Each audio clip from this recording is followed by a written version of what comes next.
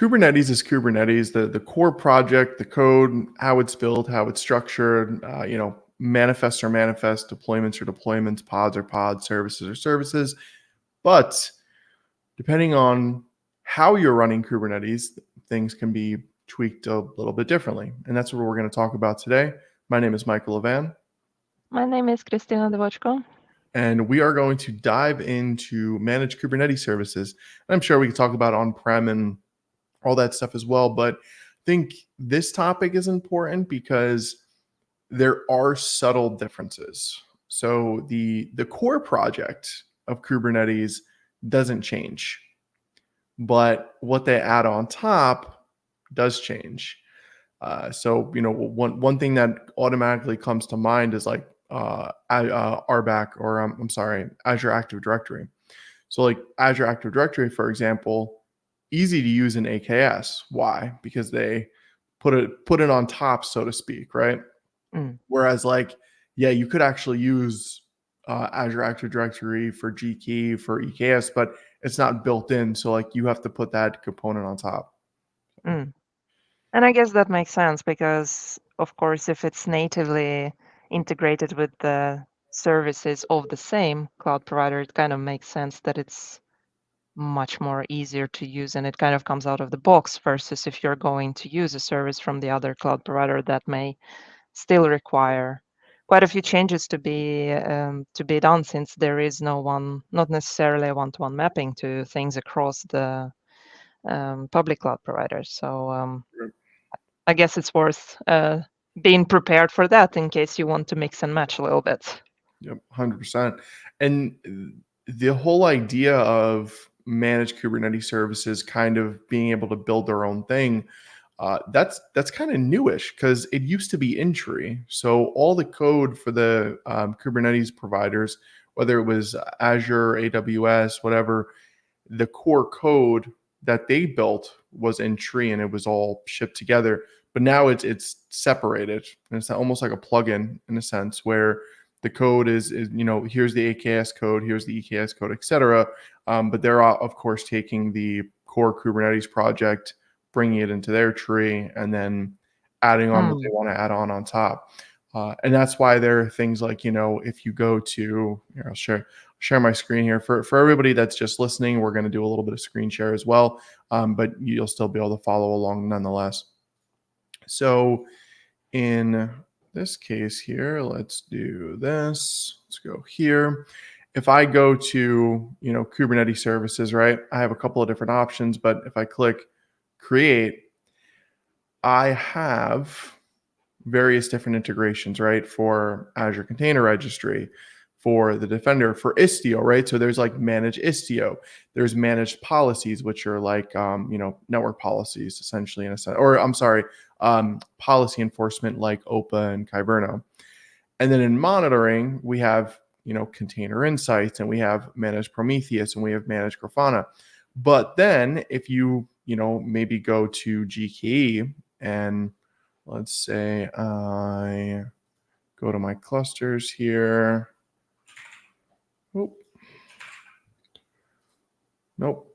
One more time. Where is it? I don't know why it's not coming up here. Hold on. I'm just trying to find the standard. Here it is, managed Kubernetes. I don't know why that's always so confusing. Okay, so if I go to clusters and I go to create, I have different options, right? So I have options for autopilot. I have options for standard managed Kubernetes services. And then if I click on, for example, standard, I then have different options that I can add in for GCP, right? Whether it's in networking, whether it's for security. So there are things like in encrypting secrets at the application level, using Google Groups for RBAC. Point being is, what these managed Kubernetes service providers do are they take the core, they take the core code and then they kind of build on top. So like that's why I have different options in AKS than I do in Gkey and than I do in EKS. Yeah, and I think it also may be differences in terms of, for example, what tools and services from the Kubernetes ecosystem that will be integrated by different public cloud providers. So one thing is, like you say, integrating services like Entra ID or Azure Key Vault for Azure and the respective alternatives in AWS or GKE. But the other thing is like integrating, for example, open source services like Mm, Istio or Carpenter as a cluster autoscaler, or Kida as an event-driven mhm, autoscaler. So this would also be some differences, and maybe some public cloud provider taking a bit longer time to integrate a specific mhm, a tool that could be available as an add-on, so that you don't need to install and configure and set it up by yourself, or like a Flux that is available natively as a GitOps add-on in AKS. So there may be also differences around that. But if you like compare it to using an unmanaged Kubernetes service that you would, for example, do on premises yourself, it's not only the control plane that you would need to manage, set up, configure, secure, all those things, but you would also need to basically set up all of these tools by yourself. And that is kind of a nice addition for the managed Kubernetes service, where this can often just come as an add-on, and you could just quite simply enable it, and it can mhm, be also maintained and upgraded by the public cloud provider, which can be really nice in terms of reducing the unnecessary complexity of like system apps that you just want to have, but you don't want to like set them up from the ground up, because not mhm. everyone wants to do that. Right. And you bring up a good point there. So, for example, let's say I'm going to go ahead, I'm going to share my screen again here. So if I go to the Azure portal and under Kubernetes services, I go to networking, for example, right? And then we go under container networking and the network configuration piece here. You essentially have the ability to choose a CNI, right? Now we have two options here, although it may not be in the portal yet because I think it's still in preview, but Cilium is an option as well. So you have Cilium as an option. I guess you just have to enable it on the Climb. KubeNet, best for smaller node pools, and the Azure CNI, best for large node pools. So this is kind of the pro and the con of using a managed Kubernetes service, because you do have the ability, Kristina, like you said, to have things like manage Istio, right? So instead of, because Istio could be a pain in the butt to get up and running, to get installed, to manage, etc. But with AKS, I literally just click this button and I choose if I want internal or external gateways, and boom, right? Like magic, it's there. Then on the flip side, if I say, I'd really like to use this CNI, because there are a bunch of CNIs out there. If you just Google the CNI list, there's, I don't know, like 20. You want to use one of those, maybe you can't. Why? Because with a managed Kubernetes service, the great thing about it is everything's under one roof. A lot of it is abstracted away from you. Uh, but the negative is that you have to play by their rules, right? You have to play by how the cloud provider sees the world. So Mm. if they, for example, allow Cilium, but you want to use Calico, or you want to use Flannel, or you want to use Weave, or Cisco has their own, and a bunch of different ones. You have to play by the managed Kubernetes service rule, or their rules rather, right? How they see the world. And what are your thoughts? I mean, how do you feel about that? Like, I feel like it's I guess based on environment, right? But Yeah, I think in my head, it's kind of natural. It makes sense. That's not just in case of managed Kubernetes service, but in case of any other managed service offered by a public cloud provider, you kind of expect it to be opinionated mm, for a reason. The cloud provider makes it simpler for you to get up and running and use, but at the same time, you need to kind of accept that then it will be configured and limited in terms of functionality in the manner that is scalable for the cloud provider, because you're kind of not the only customer that would be, or consumer that would be using these services, and they need to ensure that this service would then scale and work well for everyone. And I guess that is the big challenge that maybe we don't always remember about, why sometimes it takes quite a significant amount of time to make some service available or some functionality available in public cloud, because there are a lot of things to consider if you want it to like be scaled to thousands or hundred thousands of consumers. And even like you said, like Cilium, for example, it could be available but not in a full-fledged functionality either, Mhm. because if it is chosen as a CNI, then the choice was also based to limit specific functionality that is not crucial for the CNI for various reasons. So if you were to use Cilium with something more, like for example with Tetragon and Hubble, for example, then you don't get that by just enabling Cilium or Azure CNI powered by Cilium, like in the case of AKS. So it's something that kind of comes as part of the deal, but then you would need to evaluate for your specific case, how much customization do you need, what kind of requirements do you need that will not be covered by what is being offered in this managed Kubernetes service offering. And then in some cases, you may compensate by installing a specific tool by yourself. Mhm. And then there are options, like in many cases, to host your own thing, and you maybe that would work for you. And this is kind of maybe the part of the day zero planning in a way, or at least the planning every time you choose to integrate something new in those services.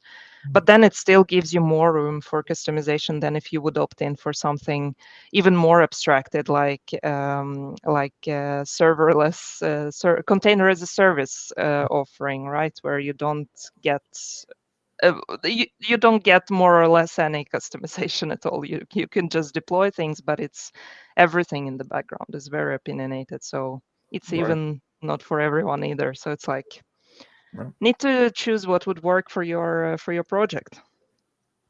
What about you? What do you think? Oh, yeah. I mean, I think it's about the same for me. It all depends on the environment. In my perfect world, right? Let's say somebody said, "Hey, here's 4 months to get the best method of Kubernetes up and running. This is all you have to do for the next 4 months or 5 months." I would go on-prem, or at least VMs in the cloud. And the reason why is because I want the ability to customize as much as possible. Now, sometimes it's not entirely necessary, but no, maybe I have authority issues. I don't like being told that I can't do something, and therefore it's like using a man. And by the way, 95% of the time I'm using managed Kubernetes service offerings, and I just kind of deal with it because it has what I need for what I'm trying to accomplish. But in a perfect world, I like the idea of just being able to do whatever I want, customize it however I want. 'Cause when I think about Kubernetes, like it's like a house that just went up, right? The external piece is there, but you walk into the house and it's all wood, right? Maybe there's some rooms cut out, but there's no plumbing, there's no sheetrock, there's no nothing. It's completely open to you to customize it and do whatever you want. You want the bathroom to look like this, you want the bedrooms to look like that, you want the paint to be this, etc. That's Kubernetes by itself. Like if you're just going to bootstrap it with kubeadm or whatever, that's Kubernetes by itself. You throw the CNI over here, you throw the CSI that you want over here, you throw the CRI that you want over here. And I like that. I think that's the appeal of Kubernetes, is that it is a incredibly great orchestration platform that has everything you need, but you can expand it in any way that you want. You know, Hmm. um, yeah. But then I guess playing devil's advocate, like arguing with myself as I do, then you have certain features of managed Kubernetes service offerings that are really solid that you can't get elsewhere. For example, Carpenter, right? It's in, I think, I don't even know if it's in beta for Azure. I think it's maybe still in alpha. I'm not entirely sure. But EKS, it's primarily for EKS, right? It was built for AWS. So to my knowledge, at least, you can't run it on-prem, right? And Carpenter outperforms Cluster Autoscaler every time from a, if you're doing like performance benchmarks on it, it is much faster to scale out and a lot faster to scale down worker nodes in comparison to cluster autoscaler. So something like that, if you have constant flux in the worker nodes that you need, the pods that you need, if they're going up and down consistently, not just after 5 and before 9 p.m., a.m., etc., then maybe that's a reason to like go use AKS, because you need that level of control, and you need that level of scale quickly, right? Because it could be the Mm. difference for you maybe between $100,000 bill and $1 million bill. Who knows? Um, so yeah, I guess it really does all depend. But at the end of the day, I do like the customization factor of being able to bootstrap with kubeadm. Mm. Obviously, it's far harder to manage, but um, Yeah, and that's why you have all these options, right? Because for you, this may be preferable. You would prefer having customized the setup more granularly. But there are also many companies and many projects where they would like to focus on other things, where they would like to focus on getting those applications out, hosted on Kubernetes to be able to scale, but at the same time ensure that this can be done faster, where they have standard requirements, nothing very like super specific that would require such granular customization. And maybe they don't have a platform team, maybe they have a platform engineer, or maybe they're just starting out to understand how Kubernetes works. So, mhm. and in that case, I can totally understand that it would make sense to use something that could roll out a bunch of underlying platform functionality out of the box, where you don't need to think about Mhm. necessarily about how it works. It is there and it is managed, and then you can focus on the things that actually really matter there and then for your project and your business. So, and then you can over time, for example, improve and Mm. modify and maybe introduce some additional tools, or something like that. So I think this is also like a strength that you get to choose. Even you get to, if you don't want to use the managed Kubernetes service, I think at least in Azure, I know that is possible. Maybe you could confirm for AWS and GCP, that you could, in Azure at least, spin up a Kubernetes cluster that is not AKS.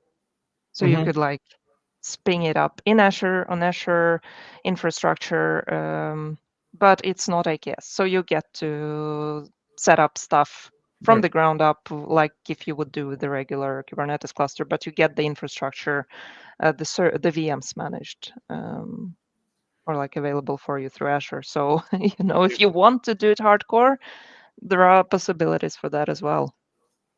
Yeah, so I'm going to share my screen here really quick and walk through it for everybody that's just listening in here. If I go to EKS, I can go to clusters. I can add a cluster. So I have two options here. I can create a cluster within EKS, or I can register an existing cluster outside of EKS. And that's where the whole hybrid thing comes into play that we can talk about as well. So that's the option here. Like I don't think there's any Azure Arc style feature in AWS. You can register clusters outside of it. And there is like, EKS Anywhere, that it's an EKS box that you can pop into your data center. But now with GCP is always interesting to me because despite it not being as popular as AKS and EKS numbers wise, I guess if you're looking at the numbers, it always has the best options when it comes to Kubernetes.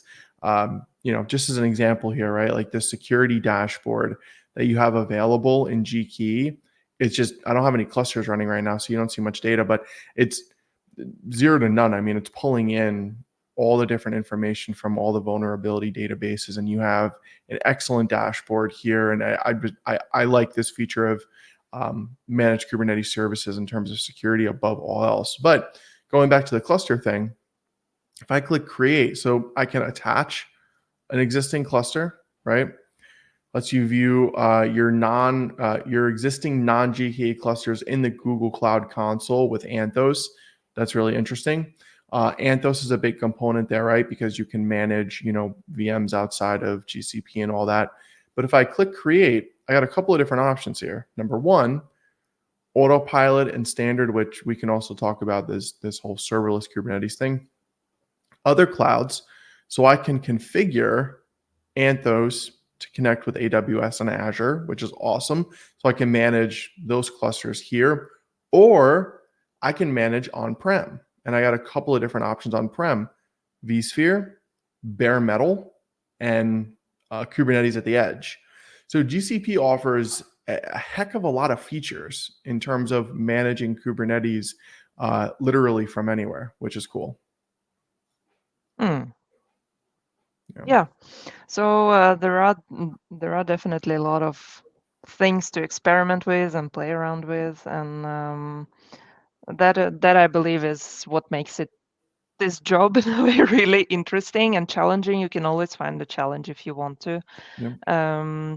But like if we think about challenges, I guess there are things to be aware of when you are deciding to go ahead with a managed Kubernetes service. So we touched a little bit upon it, like, for example, the need for customization. There is a lot that you could customize, but still there are some things like that are opinionated that you should be prepared for. Mhm. Another thing I could come up with is the new releases of Mm. the core Kubernetes project. That it's important to understand that one thing is that when release happens of the Kubernetes project in CNCF, that's one thing, but it's not automatically available on the same day as the underlying Kubernetes engine for managed Kubernetes services for the public cloud providers. So it may take some time before it becomes available, like in preview, and then it kind of gradually being rolled out to different Mm. regions. So I think like over time, through the last years, it got really much faster Mhm. from what I remember.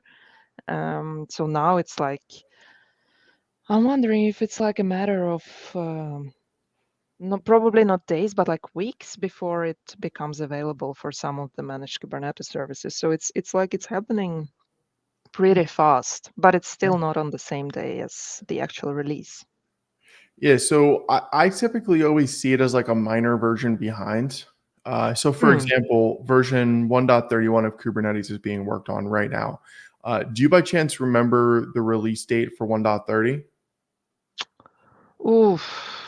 Let's check it really quickly. Yeah. That shouldn't be. Should we see Kubernetes 130 release date? It was 8th of January. 8th of January. Okay. So, No, interestingly, wait. oh, That's sorry. wrong. That can be late. Released 15th of May. Sorry, it was the start of the release cycle on 8th of Uh, January. 15th of May. 15th 15th of of May. May. Okay, cool. So, at the time of recording this, it's June 7th. And if I go to EKS, I do have 1.30 here. Nice. Mm. Okay. So 1.30 is here in EKS. If I go to AKS, only 1.29. So we're a minor version behind still on AKS. It's in public preview right now in AKS. Is it? Mm.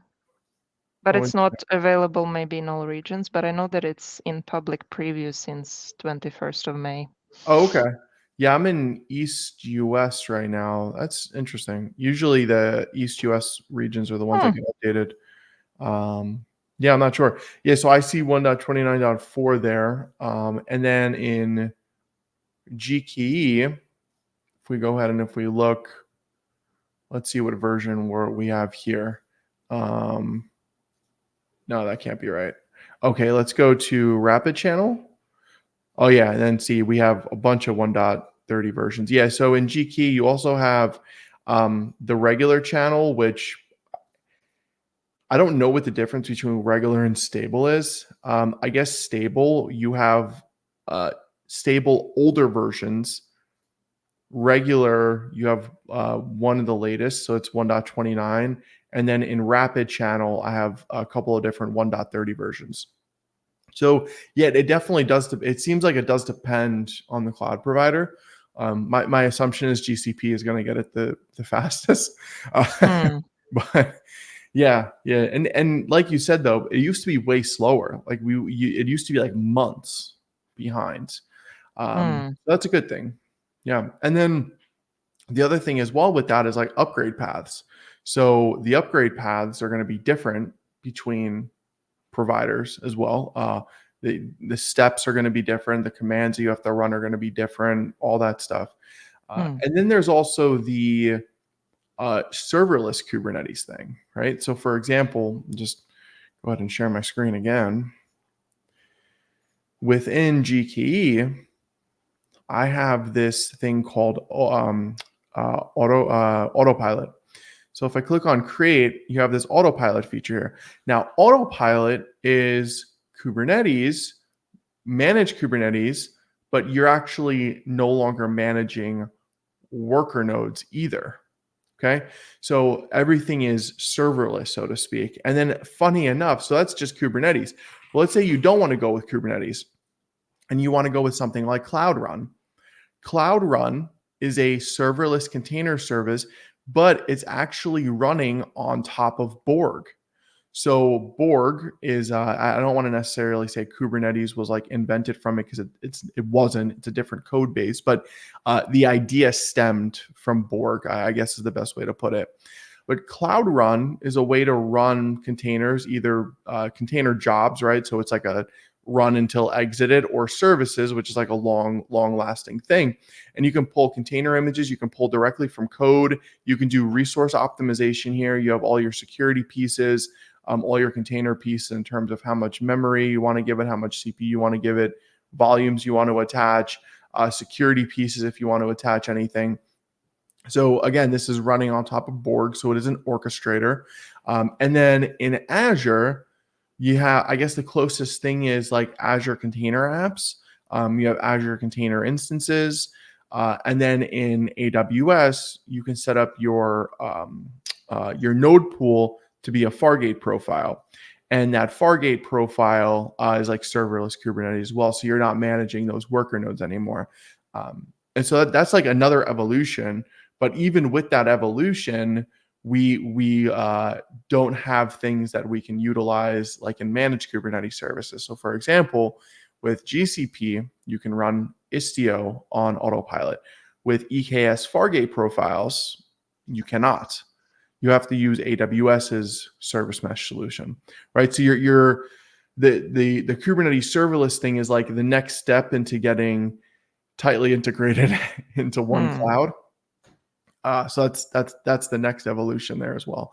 And then there's the hybrid thing, right, where you can run, Azure Stack HCI on-prem, EKS or anywhere, or AWS Outpost, Anthos on-prem.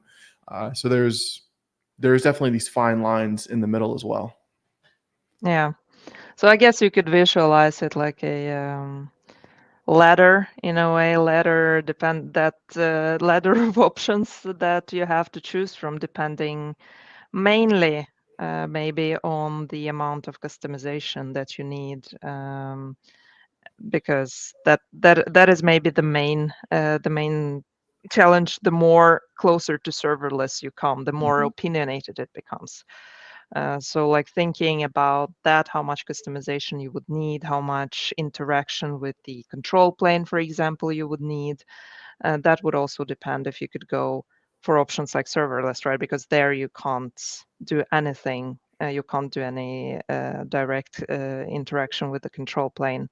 And then you may get some other limitations in terms of what kind of operating systems the nodes can run on and this type of things. So there are a lot of things to think about, but maybe the starting point is how much you actually want Mm, to customize in terms of your platform. mm, And I can imagine that or I think that serverless option can work really well for those who maybe don't even have a platform engineer or someone like that.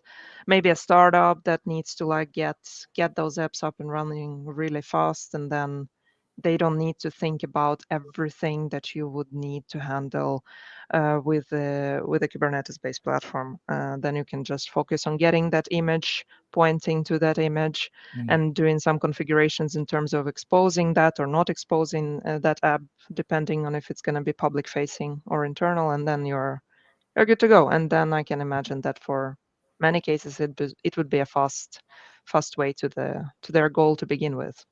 Right. Makes sense. Yeah, so there's definitely a lot of considerations to think about, and I mean, I guess I would say the biggest consideration is how much customization do you need? Do you need full customization like you get with bootstrapping, a bunch of VMs with kubeadm, or do you not need that much customization? It's entirely up to you. Like, does your organization have a specific need to use a specific CNI or whatever, what have you? So I Hmm. would say that's the biggest tip I would leave people with. But how about yourself?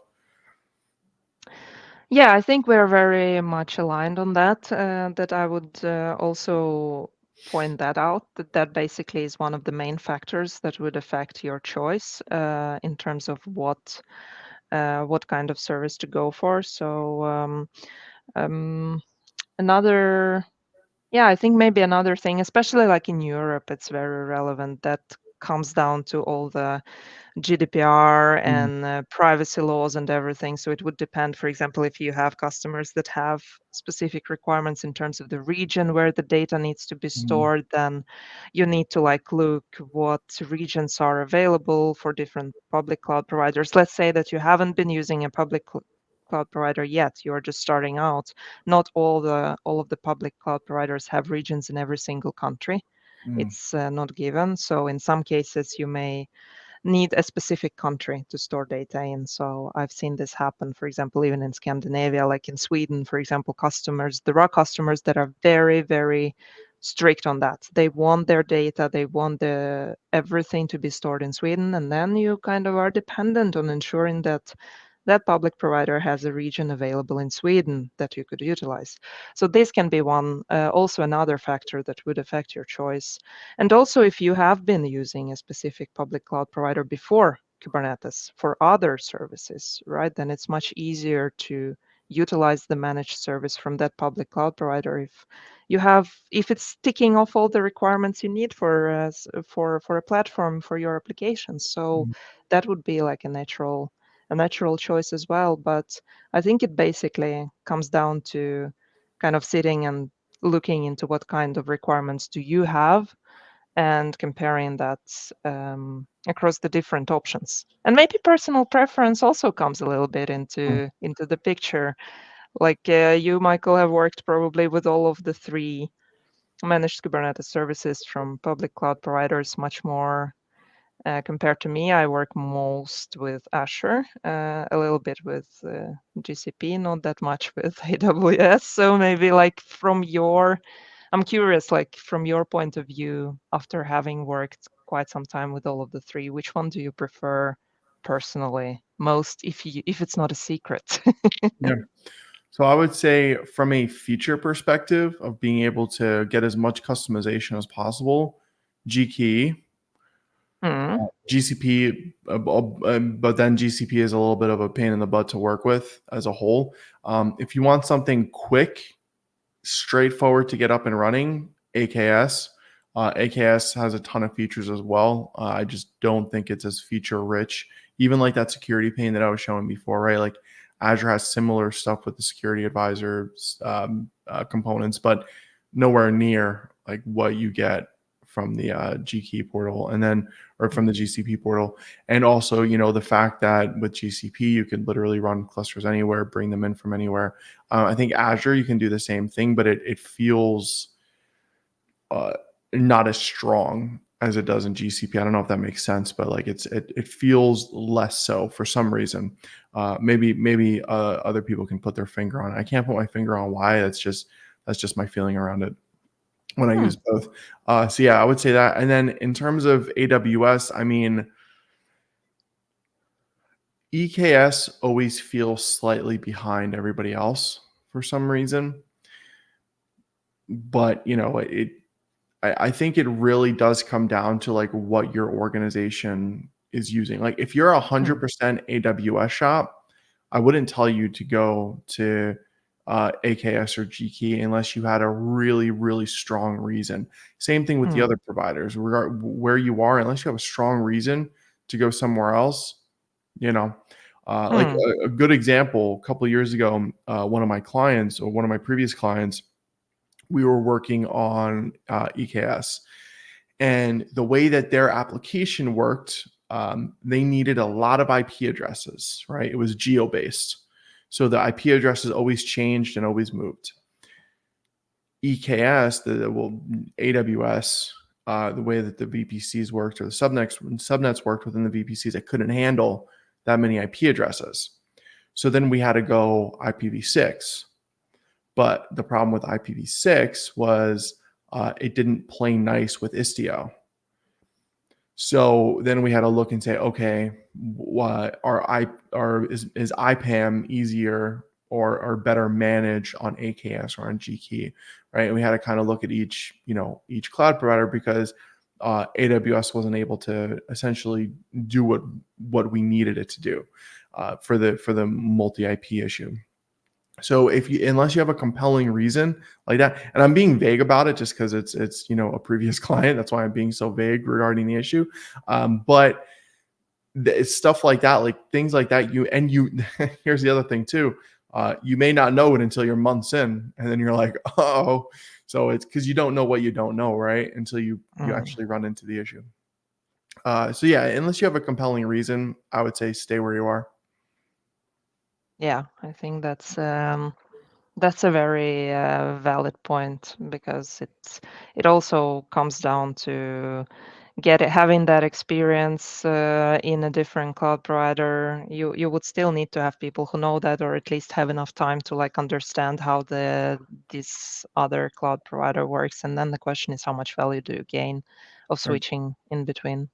And then one thing, while you were telling the story, it reminded me. It was not that long ago I actually had a talk with a friend of mine regarding exactly managed Kubernetes service versus on-prem, and she was telling me like with her previous employer, she was working with pure bare metal Kubernetes clusters, and then for some time ago switched to a new cloud provider, or like switched to a different company that was using a public cloud and GCP with GKey. And then we were talking about that, and she's like, "Oh my God, I kind of feel that I miss the Kubernetes on bare metal because you don't need to do as much with the managed Kubernetes service because it comes out of the box, so you have like less challenges to dig into, less flames to to Yeah. take out, And that was like that is very true. So if you want like to do it the hard way, there is always an option of doing it on bare metal. Always an option. Always an option to make your life a little bit harder. Oh yeah, I guess you remember this project. I think it's from at least maintained by Kelsey Hightower, Oh yeah. Kubernetes the hard way. So, so you Yep. could probably, if you feel like it, one Friday evening at home, you could probably just take a look at that one and try to set it up the hard way That's it. in your home lab. There you go. It's a And good weekend project. And with regards to Kubernetes, since we are Mm. like just one day after its anniversary, I also remembered, I don't know if you've seen that, but there were folks from the community who actually set up a repo where you could spin up the very, very first version of Kubernetes 0.10. Wow, nice. And I think it's available through a web address, so you could like go in and see how it actually looked like when it just started out. So I think that was super cool. That is awesome. Nice. Very cool. So before we leave off here for the day, is there anything that you would like to leave anybody with? I think we conveyed our message. So just think, evaluate in your project how much customization you need, what kind of starting points you have in terms of which cloud provider you're using or consider to use, what requirements does your business have, and go from there. Cool. What about Awesome. you? I would say, yeah, I mean, whatever you actually need in your environment, go with. Don't just go with, managed Kubernetes service because you want to. Don't just go on-prem because you want to. Understand the business value and understand what implementing Kubernetes means for you and means for your organization. And then after that, it's pretty easy to make a decision, I would say. Awesome. Cool. All right. Thanks everybody for listening. Appreciate it. Thank you, everyone.